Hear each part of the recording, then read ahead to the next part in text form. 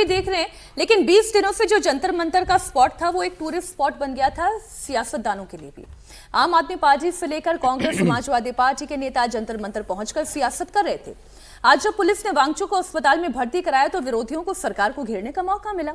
अरविंद केजरीवाल, उद्धव ठाकरे, आदित्य ठाकरे, सचिन पायलट, सोनम वांगचुक को लेकर और ममता बनर्जी तक का पोस्ट भी है। बहुत सारी फहरिस्त बहुत लंबी है, लेकिन जो 3 चुनिंदा बाइटें हैं वो मैं आपके सामने रख रही हूं।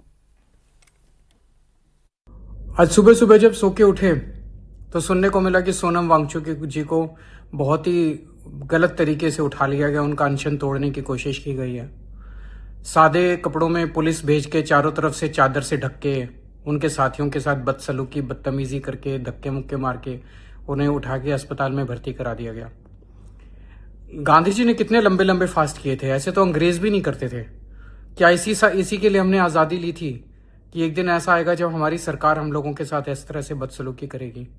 मैं मोदी जी से कहना चाहता हूं कि ये बच्चे क्या मांग रहे हैं, ये हमारे देश के बच्चे हैं, इनके साथ इस तरह की बदसलूकी करना सही नहीं है।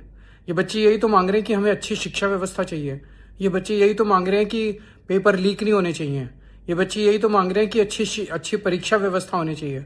उस पर ध्यान देने की बजाय सरकार का पूरा फोकस इस चीज पे है कि इनके आंदोलन को कैसे फेल किया जाए, इनके आंदोलन को कैसे डिस्क्रेडिट किया जाए, इनके आंदोलन को कैसे अपमानित किया जाए।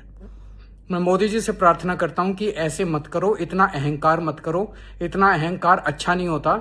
इतिहास गवाह है कि जब जब किसी ने इतना अहंकार किया है उस आदमी का नाश हुआ है। बहुत ही निंदनीय ऐसी कृति सरकार ने की है। और जैसे मैंने अभी अभी कहा कि भारतीय जनता पार्टी और प्रशासन का संबंध रहा नहीं है, ना ही इन लोगों को जनता का ख्याल है और ना ही इन लोगों को प्रशासन करना आता है।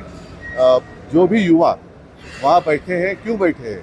वांगचुक जी वहाँ जो बैठे थे अनशन के लिए, क्यों बैठे थे? इसलिए बैठे थे कि नेट का पेपर, नेट की जो एग्ज़ाम थी वो ठीक तरीके से ये लोग ले नहीं सकते। और ऐसे धर्मेंद्र प्रधान में क्या ऐसी कौन सी खास बात है? इन इतने सारे युवाओं ने अपनी मतलब खुदकुशी की है।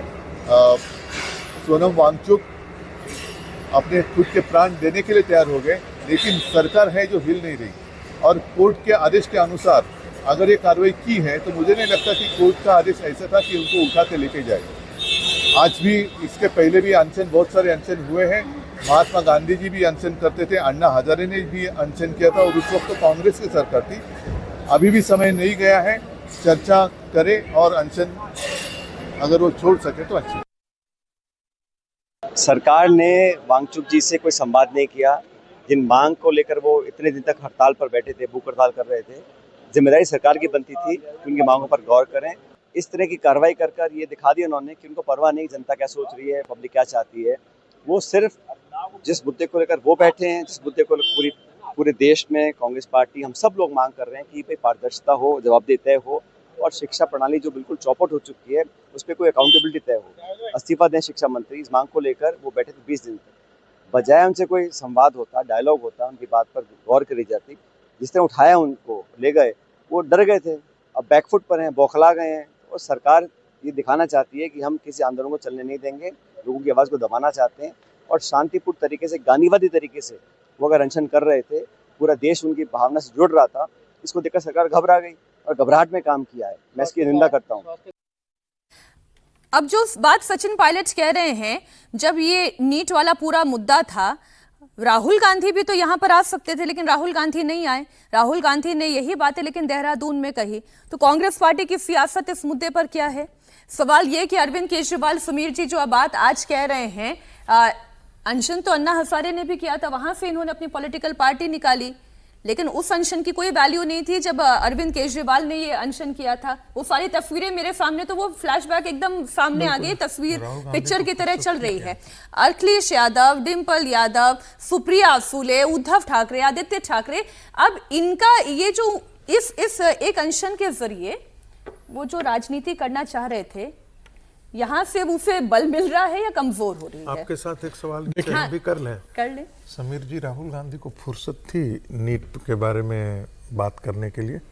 देखिए, तो राहुल गांधी को तो नीट के बारे में फुर्सत थी ना, राम मंदिर पे फुर्सत थी। राहुल गांधी विदेश से लौटे तो मौका मिले ना, विदेश से अब लौट कर आए, वो मुझे लग रहा है वो सेशन में भी कुछ राहुल गांधी बोलने नहीं वाले हैं। रही बात इस आंदोलन की, तो मैं दो बातों का जिक्र करना चाहूँगा।